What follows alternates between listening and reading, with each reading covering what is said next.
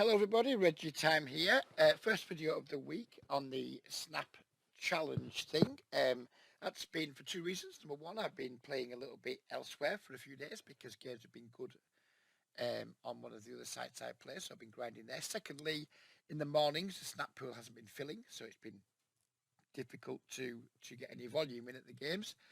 So yeah, we're going to play a snap session now. You're just going to see the more interesting hands, and at the end of the video we'll do a little update looking at Hold'em Manager, seeing how my month's gone, not just in snap but in all games. So yeah, don't forget to hit like, leave a comment, subscribe, all of that shit. But yeah, do leave a comment, even if it's just to call me a fucking bell end, because apparently that helps videos do well. I don't know, but that's what all the cool kids say. So without further ado, let's get into the action. Pocket Rockets. I'm never scared to do his 4x or bigger open here. He doesn't, but we do get a 3x from a player without a full stack. We'd love to see that. I would normally go 12x, but given he's starting with a slightly shorter stack, I'm happy enough going with 11. He calls. Flop seems reasonable.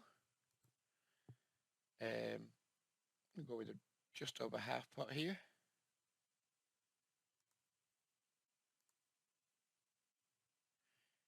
Calls. Turn is a complete brick. He has 66 blinds left. I think we want to go like 19 here. And then shove rivers.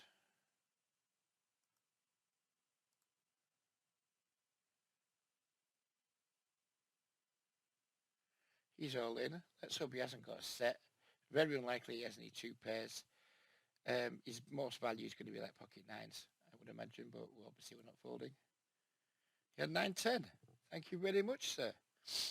Interesting decision to shove the turn on a total brick. But we'll take it.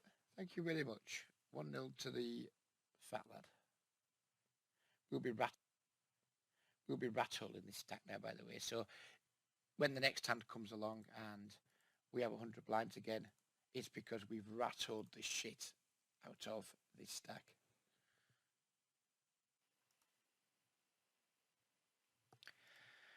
Opening the 10-9 suited from the button, picking up a call from the small blind. Unusual line.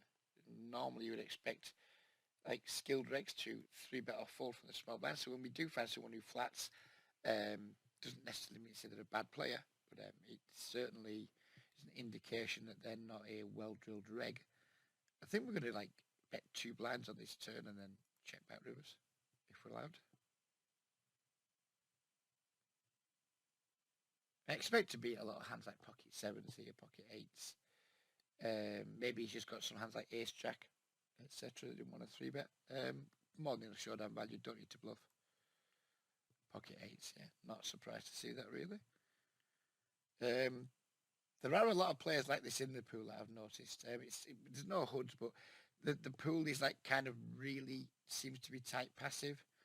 I think I've made some decent adjustments to what I think the pool's playing like as I'm playing without a hood. And I think I'm starting to get to notice who the actual competent regs are, who've done a fair bit of study, and who just like the players who play tight are, but then don't play particularly well.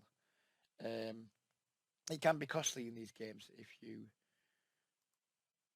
can't differentiate between the basically just the passive nits and the decent regs or the competent regs. But I think once you get a handle on which is which, you can avoid quite a lot of the pitfalls that can screw you over in these pools. Go with ISO here against this guy who is kind of a weird player. I think we're just going to check back the turn, try and hit an ace or a jack. Don't want to try and make people fold on bricks. This guy's limp called and then donked the jack XX flop. Not loving this spot whatsoever because he's going to fold here with the ace queen, by the way, against this block bet. He's probably got a 10. Not going to try and make him fold it. Just going to call here against this limp called donk. I'm a little bit concerned that he might just have a set, but also given this turn sizing, he might have worse Jack X. He might have something like pocket nines, pocket eights. We now river a straight, and I think we can just bet here. He doesn't have 6x in this line. You wouldn't imagine 6-5 might be the only bet 6x he has.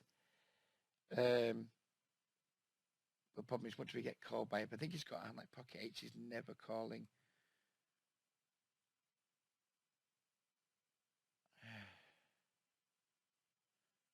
It's going to be like really disrespectful here and just bet like 15% pot. Now the thoughts going through my head are, please don't raise, please don't raise, please don't raise, please don't raise. I mean, I'm never folding, obviously, but yep, we'll take that.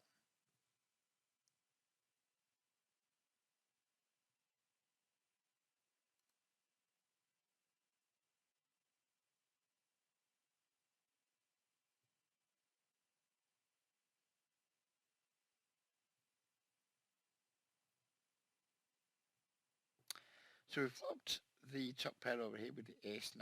This is a board I'm going to check with an incredibly high frequency, so we're just going to check our top pair here. I think a league many players have in these spots. He's like, oh shit, that board's pretty wet. I want to protect my ace-9. Problem is, if he has a hand with equity, we're not really protecting it because he's going to call anyway. And we just end up manipulating our opponent's range in a way that isn't really good for our hand. Just going to keep check calling here for the time being and then take a view on the river. Pretty confident we've got the best hand at the moment given his sizing. There's lots of cards we don't want to see in the river. The obvious ones, the green ones, the 7s, the 8s, etc. 5, feels like it might be a break. 6-5's improved, but I doubt he bets that on the turn. Probably just going to be check calling here. Unless he uses some egregious sizing. He doesn't. This looks milky. The chance would be here. Probably a reasonable chance it would beat. We beat some 9x, but I don't think he bets it on the river too often. There's draws that have missed. It's just a call, isn't it? Stop going on, Reg. Ace-10. Okay. Didn't really put him on 10x much there, to be honest with you. That 10x wasn't really what I was thinking he might have had. And now I know, like, people watching this thinking, oh, but if he'd just bet the flop, he would have folded that. That's pretty poor result-orientated thinking. Yeah, he probably would have folded ace-10, but maybe he wouldn't have. But, you know, you can't just be like, oh, if you bet your hand, he would have folded. So it's a mistake not betting. I'm happy with the line that I took. Just didn't work out this time. I'm going to fold the ace-8 suited to the big blind 3-bet.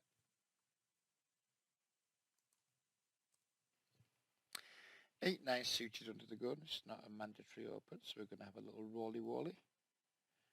Just about rolling open. A little bit of creative license there with my RNG. Flopping a flush draw.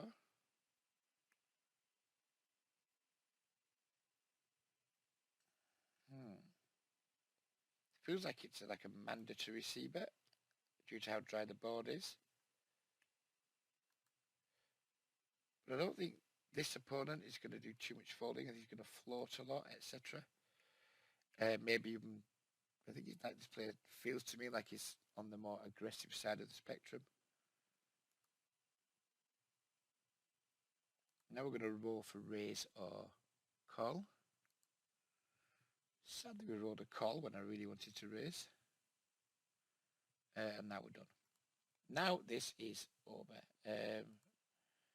Didn't see about the Shanghai board versus a potential recreational player. Do we get a chop here now against this hand? Probably not. Well, maybe we do, but we're not going to get a chance to show our hand down, I wouldn't imagine. We're going to go with a big-ish river bet with the ace-jack. And we get check raised, and we just literally... What? Excuse me? Okay. My read on that play is very wrong, isn't it? I thought they were good. Turns out they just flat 9-6 suited on the button. And we're just folding to this check raise because it's literally never a bluff. Literally never a bluff.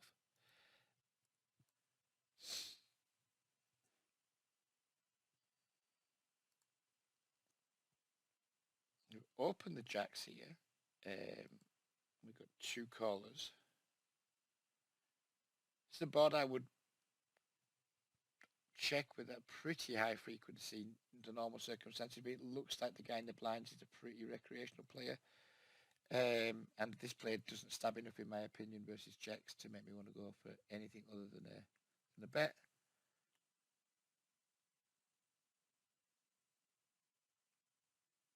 Maybe 3-betting the ace-4 suited here on the button whilst this guy disconnects, I guess.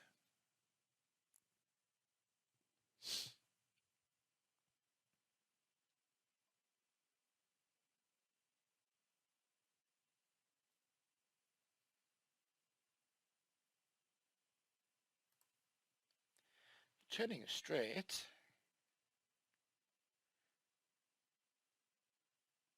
I'd like to see some leads here from this dude. I'm going to check back here, actually. Don't care if the board... I mean, it stacks so early. The board pairs the river he gets there. Tough shit for me. Just want to give you a chance to bluff the river or to try and get me off chops or what have you if a 6 comes. And here we're just all in. If he has a full house, he has a full house. He was never folding anyway, so it makes no difference really. Maybe we win the extra bet out of him by checking the turn. And he folds. It was a very long pot. Sorry it took that long. Blame Real Zinag for just fucking disrespectfully disconnecting when he missed the flop. Rather than just folding and fucking off, he clearly disclosed the client or whatever. And made us all wait longer than we needed to.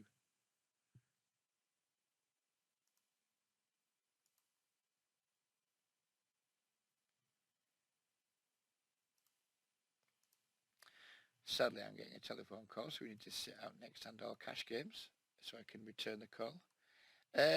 Never see better this board in a million years multi-way, but I do like the fact it's got a 7 and an 8 on it and a black one. We're going to be seeing many turns. What? Excuse me? Oh, now what do we... What? I mean, well, we're out. We're out. And we would have royally got our asses kicked up against 2 flush draws. We were behind significantly. Thanks, I guess. Just thanks. What a cooler of a flop that is. Nut flush draw versus flush draw plus open ender plus open ender. They sent the cooler in, and fortunately, we lost the minimum. Good boy, Reg. Good boy.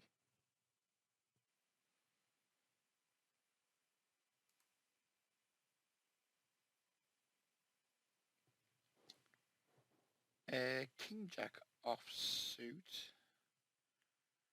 I don't know anything about this guy. I think this is a 3-bet sometimes, but don't know anything about him whatsoever.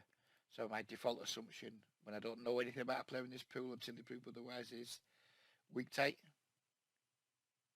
Don't want to be 3-betting weak tight, guys, with King Jack off. He checks back. Guess we just bet now. Sometimes value on ourselves, but mostly win. So, what the fuck? I mean, what is this? What is this? I mean, it's us having the losing hand. That's what it fucking is. That's exactly what it is. It's just us not having the best hand. I'm going to check fold if he bets big. Checks back, okay. It's just having the best hand then, I guess. And what was that? What's going on there? Ace Queen? You what, mate? Fuck off. You're fucking drunk. You're just drunk. NL Basmach is a pretty fucking huge nit. Just going to defend the King 3 with the call. Flopping an overpair here. I mean, we're not calling that size pair, we mate. And again, this is the board I would typically check. But it's multi-way and I want to play a bigger pot or play for all this guy's chips. So we're just going to go with a pretty large c-bet. Normally would check here, so when I'm not checking, I'm going to use large bets. This is awkward now. Both of these guys can have 6x. I think we're just going to fold. Could be a big mistake, but we're just going to fold. Yep, there's a 6. There's a flush draw. Yeah, you just got to do that in these games, I'm afraid. You've just got to, when people are in there, like, putting pressure on, they've just fucking got it. The thing about this pool is, and it's like, why I've not done as well in it as perhaps I should over, like, the course of the last, what is this? Over the course of the last few months is that I've paid off way too often against, like, players in the pool where it's just the thing about this pool is it is insanely weak tight, even like the quote unquote better eggs are fucking enormous nits to the point where I'm actually nowhere near one of the biggest nits in the pool, which is fucking ridiculous. The fact I'm not one of the biggest nits in the pool is a fucking joke. It's literally saturated with 19/11 types, 18/9 types. Even like the more aggro regs are only playing like 18/14 with a 6% 3-bet. There are some better regs, and of course there are, but the vast majority of the pool is just ridiculously tight passive. And I've made some pretty shit call downs, and I've made some pretty shit bluffs. And it's cost me to learn these things. And I didn't even need to learn it because I could tell by the HUD stats. But ultimately in these games, you just make your big value bets with your good hands. And when you get played back at, most of the time, you just want to be folding. It's pretty nauseating to bet fold the pocket tens to a 27 big blind stack on 6-6, whatever it is. Nobody wants to play games where you have to do that. But that's just the way these games are. What is this? And yeah, I think if I just stick to knowing what I know works in these pools, rather than going down there, oh, I can't fold this, it's too exploitable, or I have to bluff this, otherwise I'm too exploitable, my betting range is whatever, it's too strong. So I need to have more bluffs. If you forget a lot of that shit and actually just play your ranges well, and like just trust your population reads on pool, you'll do a lot better. You'll just do way better than trying to, like, if you're fucking around in the margins of, oh, if I do X, Y, and Z, it makes me really exploitable. So you end up doing too many things like calling down too wide or bluffing too often. Then you're just gonna have a really unhappy time. Really unhappy time. You cannot call down wide in these games. You cannot overbluff. In big pots, you can overbluff in small pots all fucking day, but you cannot overbluff in big pots because the pool's just too tight passive. They just show up too many big hands when they're either just like check calling down in big pots or when they are showing aggression in the face of your aggression. You just got to be pretty fucking circumspect.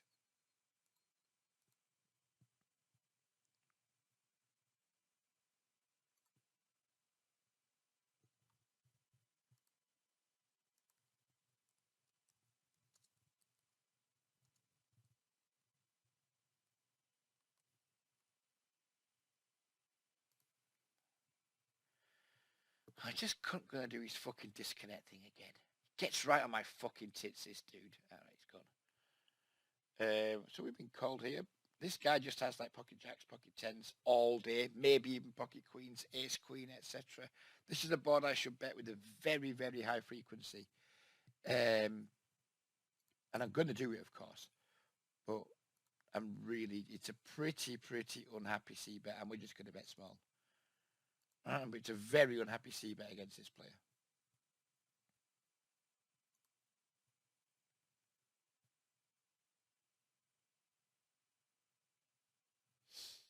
Turn is going to go check.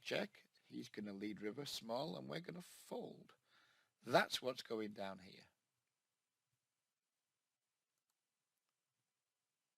Maybe we bluff the 3 of spades. king of spades. No. This guy's just got a far better hand than ace high here.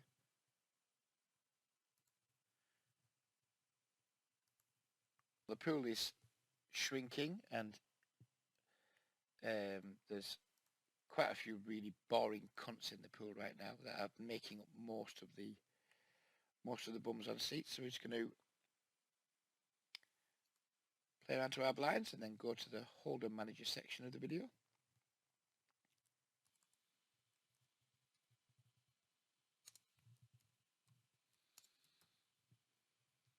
So here we get into the Hold'em Manager section. First of all, see how that session went.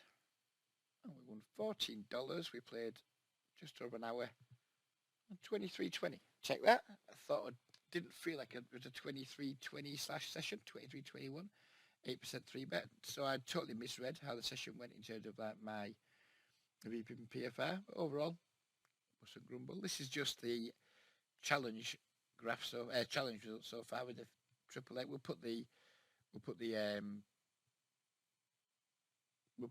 overall results for the month with my other aliases in just a moment. But for now, we're focusing on the challenge. So a graph for the challenge, pretty good, can't complain. We did have a little sulk. We did well, then we lost a lot back. At this point, I sulked and took about 4 days off. Went back and played on the site where the games are much softer. Then the softness of those games seemed to dry up a little bit. Yesterday, I'd logged in for 2 sessions, played 2 very short sessions because the tables were just shit. Decided to return to the challenge for a little bit, and we've had a good return. So that's how it's going on triple eight so far. Let's move on to all aliases. And that's the month today on all aliases. So it's going pretty fucking good, to be honest with you. Month today, we are 16,000 hands. Good numbers. I'm really happy with those numbers. 22, 19, 8% 3-bet. Really happy with that. Yeah, it's a bit nitty. But I think it's close to optimal for these games, in my opinion. I mean, people might disagree, but I think it's close to optimal for micro-stakes cash. Results by stakes. In the snap pool, we are winning currently at 9.7 bigs, 8.26 adjusted.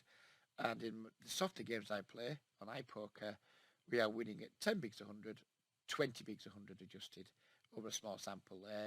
As I say, those games from it's like Friday through to Wednesday, or Friday through to Tuesday. Sorry, it's Thursday now. Friday through to Tuesday, the games were like insanely soft, as you can tell by that win rate. And then yesterday, for some reason, the games were just shit, which is why I returned to Snap for a day. I'm just going to mix between the two. My first port of call is usually going to be regular tables, and then if I log in and there's too many regs kicking around, I'll quickly end that session and just fire some snap up. It's important to me that I get hours in, and then just get hours in on the site that seems the best at the time I'm playing. So yeah, I'm really happy. Couldn't be happy with how the month's going. I watched about 2 videos this week, but I'm only making snap videos, so if I'm not playing snap, there's no videos. There won't be another one this week now, but hopefully we can do more than 1 video next week. But I wanted to do something just to update people, because I know some people do take a small interest in what I do. So for those of you who do, thanks for getting to this stage of the video. And yeah, we'll leave it there. Come back hopefully Monday or Tuesday next week with some more very similar content to this. But yeah, it'll just be as and when I can play a live session of Snap and record. That's basically when the videos are going to come out. So we'll leave it there. Stay safe, everybody. Take care. Fuck the Tories. Fuck Matt Hancock. Yeah, just fuck them all. Fuck them all. Take care, everybody. Stay safe, and we'll see you next week.